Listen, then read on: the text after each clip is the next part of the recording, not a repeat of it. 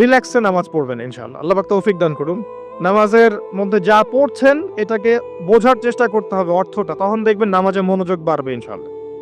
তার আগে অজুটাকে ভালো করে করবেন, তাড়াহুড়া করে অজু করবেন না, রিল্যাক্সে অজু করেন, অজুর অঙ্গগুলোকে সুন্দর করে ধরুন।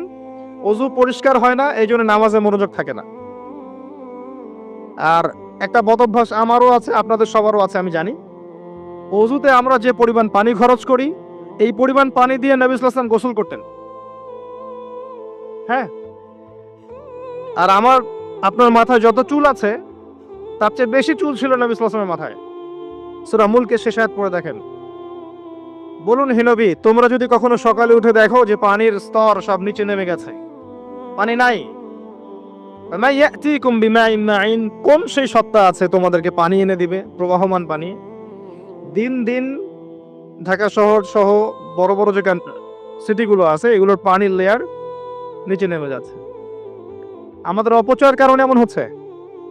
প্রচুর পানি আমরা অযুতে অপচয় করি। গোসল দেখবেন শাওয়ার নিচে, ওই যে আমাদের ডিজিটাল ইয়াজুজ আর মাজুজের বাথরুম যেগুলো আছে, পানি চোষা বাথরুম, মানে 10-20 বালতি পানি দিয়ে শাওয়ার নিয়ে নিবি। হ্যাঁ, আর মহিলা হলে তো কথাই নাই, আরো 10 বালতি এক্সট্রা লাগায়।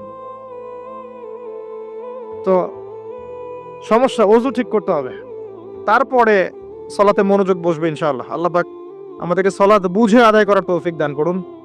মনোযোগ চলে যাবে, যাওয়া আসা করবে, মনোযোগ যাওয়া আসা করবেই, কিন্তু মনোযোগ ধরে রাখার চেষ্টা করতে হবে ইনশাআল্লাহ তাআলা। আল্লাহ পাক যদি ইহসান দান করেন মনোযোগ বাড়বে ইনশাআল্লাহ আযজা ওয়া জাল। আরেকটা টিপস বলবো, সেটা হলো নামাজে সূরাগুলোর মধ্যে ভেরিয়েশন রাখতে হয়। যেমন প্রতিদিন যদি আপনি একই রকম সূরা পড়েন, আমি নিজেও দেখেছি যে আপনি প্রত্যেক ওয়াক্তেই যদি একই সূরা দিয়ে নামাজ পড়ে থাকেন, দেখবেন মনোযোগটা তুলনামূলক কম পাচ্ছেন। তো এক এক রাকাতে যদি আপনি ভেরিয়েশন নিয়ে আসেন, সূরার মধ্যে ভেরিয়েশন বোঝেন তো, বৈচিত্র্য নিয়ে আসেন, আপনি দেখবেন মনোযোগ বাড়বে। খেয়াল করে দেখেন। এবং তাসবিহ তাহলিল যেগুলো করছেন এগুলোর অর্থটার দিকে যদি ফোকাস করেন, মনোযোগ কিছুটা হলেও বাড়বে। আরেকটা কাজ করলে মনোযোগ বাড়বে, প্রত্যেক সেজদায় দোয়া করতে পারলে। সেজদা করছেন, শুধু সুবহান রাব্বিয়াল আ'লা এতটুকু পরে উঠে যাবেন না, কমপক্ষে একটা দুটো দোয়া করেন সেজদায়, কারণ সেজদায় সবচেয়ে বেশি দোয়া কবুল হয়। আল্লাহ রাসূল সাল্লাল্লাহু আলাইহি ওয়াসাল্লাম বলেছেন, বান্দা সেজদায় আল্লাহর যত কাছে থাকে অন্য কোনোভাবে বান্দা এত কাছে আসতে পারবে না। এবং এখানে তোমরা বেশি বেশি দোয়া করো, নবী সাল্লাল্লাহু আলাইহি ওয়াসাল্লাম বেশি বেশি দোয়া করতে বলেছেন। দোয়ার জন্য হুজুর ডেকে এত খাওয়ানোর দরকার নাই, নিজে দোয়া করা শিখেন, নিজে দোয়া